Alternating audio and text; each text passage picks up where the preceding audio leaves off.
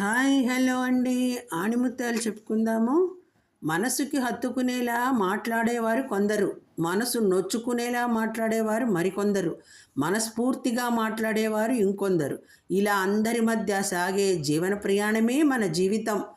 చెట్టు విలువ ఎండాకాలంలో, గురువు విలువ కష్టంలో, దైవం విలువ ఆపదలో, స్నేహితుడి విలువ బాధలో తెలుస్తుంది. అందుకే ఉన్నప్పుడే ఏదైనా కాపాడుకోవాలి.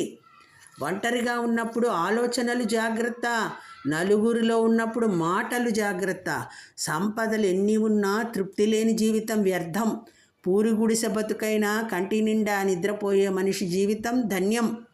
10 మంది మిత్రులతో కూర్చొని ఒకరి గురించి చెడుగా మాట్లాడడం కన్నా ఒంటరిగా కూర్చొని ఒక మంచి పుస్తకం చదవడం ఎంతో మేలు.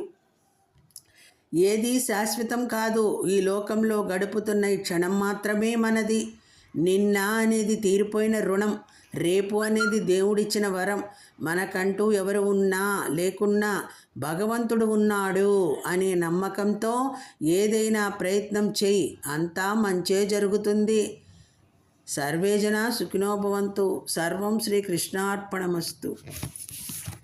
ఇదండి వీడియో నచ్చిందండి. నచ్చితే లైక్ చేయండి. Thank you all.